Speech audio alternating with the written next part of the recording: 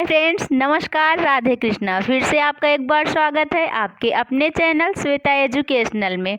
तो फ्रेंड्स, अगर आपको हमारा चैनल अच्छा लगे तो हमारे चैनल को सब्सक्राइब कीजिए और सबसे पहले नोटिफिकेशन पाने के लिए please press the bell icon. तो चलिए फ्रेंड्स, हम आज की टॉपिक शुरू करते हैं। ठीक है, चलिए आज हम देखते हैं वाक्य किसे कहते हैं। शब्दों का व्यवस्थित रूप जिससे मनुष्य अपने विचारों का आदान प्रदान करता है उसे वाक्य कहते हैं। ठीक है, सीधा सीधा कहने का यह मतलब है कि शब्द का जो होता है एक सार्थक समूह। ठीक है, शब्द को जो सार्थक क्रम में रखते हैं उसी को हम वाक्य कहते हैं। सामान्य वाक्य में क्रमशः कर्ता, कर्म और क्रिया होते हैं। ठीक है, वाक्य के दो भेद होते हैं। वाक्य को जो है दो आधार पे बांटा गया है। पहला है अर्थ के आधार पे और दूसरा रचना के आधार पे।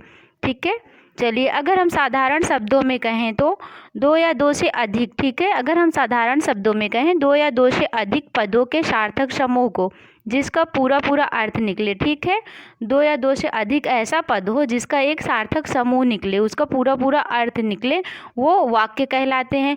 उदाहरण के लिए आप देख लीजिए, जैसे सत्य की विजय। ठीक है, सत्य की विजय क्या है, ये हमारा एक वाक्य है। लेकिन जो हमारा सत्य है, ये जो हमारा शब्द है, अगर इस शब्द को हम इधर उधर कर दे रहे हैं, ठीक है, जैसे हमने कर दिया सत्य विजय होती है। ठीक है, सत्य विजय होती है, तो क्या इसका कोई अर्थ निकला? नहीं निकला ना, इसका कोई अर्थ नहीं निकला। और जबकि सत्य की विजय होती है, इसका एक अर्थ है। ठीक है, तो यही होता है वाक्य। ठीक है, चलिए जान लेते हैं।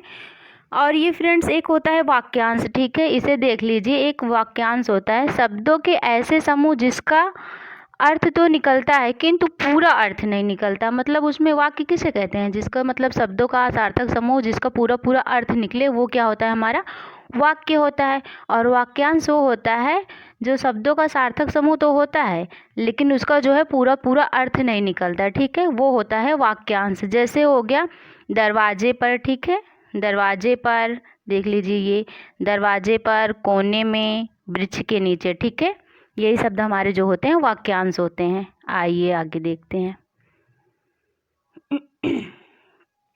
आगे देख लेते हैं फ्रेंड्स हम अर्थ के आधार पे वाक्य के भेद। ठीक है, अर्थ के आधार पे जो है हमारे वाक्यों को कितने 8 वर्गों में रखा गया है। ठीक है, अर्थ के आधार पे ये क्वेश्चन फ्रेंड्स पूछा जाता है। बाकी ये तो नहीं पूछते वाक्य किसे कहते हैं, वो तो मैंने बता दिया, लेकिन आपसे ये क्वेश्चन पूछा जाएगा कि अर्थ के आधार पे जो है वाक्य कितने प्रकार के होते हैं। तो फ्रेंड्स अर्थ के आधार पे वाक्य 8 प्रकार के होते हैं। कितने?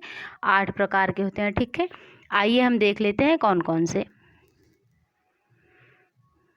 तो फ्रेंड्स हमारा पहला हो गया विधानवाचक वाक्य। ठीक है, पहला हमारा हो गया विधानवाचक वाक्य, फिर हो गया निषेधवाचक वाक्य, तीसरा हमारा है प्रश्नवाचक वाक्य, चौथा विस्मयादिवाचक, पांचवा जो है आज्ञासूचक वाक्य। ठीक है, ये हमारे 5 हो गए। और फ्रेंड्स जैसे मतलब इसके बारे में जो है डिटेल से तो हम आपको जो है आगे अपने नेक्स्ट वीडियो में बताएंगे, क्योंकि इसमें अगर हम बताएंगे तो बहुत ज़्यादा वीडियो लंबा हो जाएगा। तो इसलिए फ्रेंड्स इसके जो है इसकी डिटेल मतलब विधानवाचक वाक्य किसे कहते हैं, निषेधवाचक, ये अगले वीडियो में बताएंगे। वैसे जान लीजिए विधानवाचक वाक्य वो होता है जैसे जिसमें किसी चीज़ की जानकारी प्राप्त होती है। जैसे कहा जाए कि भारत एक देश है। ठीक है, तो क्या इसमें हमें पता चला ना कि भारत एक देश है, तो जानकारी प्राप्त होती है, वही होता है हमारा विधानवाचक वाक्य। और निषेधवाचक जिसमें नकारात्मक होता है। ठीक है, प्रश्न तो प्रश्न से समझ में ही आ रहा है। ठीक है, हमारा छठवा देख लीजिए फ्रेंड्स, छठवा हो गया इच्छावाचक। ठीक है, इसमें इच्छा का इच्छा होती है, जैसे ईश्वर करे तुम पेपर में पास हो जाओ। ठीक है, संकेतवाचक हो गया सातवां, और आठवां हमारा हो गया संदेहवाचक। तो फ्रेंड्स संकेतवाचक और संदेहवाचक में बिल्कुल भी कंफ्यूज नहीं होता है। संकेत का मतलब होता है जैसे हम इशारा करते हैं कि ये चीज़ होने वाला है, ये ऐसा, तो वो संकेत होता है। और संदेह वहाँ होता है जैसे कोई रस्सी है तो रस्सी को मानो सांप। ठीक है, रस्सी लगे जैसे सांप, वो हो गया संदेहवाचक। ठीक है, डिटेल से हम अपने नेक्स्ट वीडियो में जानेंगे। अगर इसी में जानने की कोशिश करेंगे तो वीडियो बहुत ही ज़्यादा लंबा हो जाएगा। ठीक है, चलिए आगे हम देख लेते हैं रचना के आधार पे। तो फ्रेंड्स रचना के आधार पे हमारे वाक्य 3 प्रकार के होते हैं।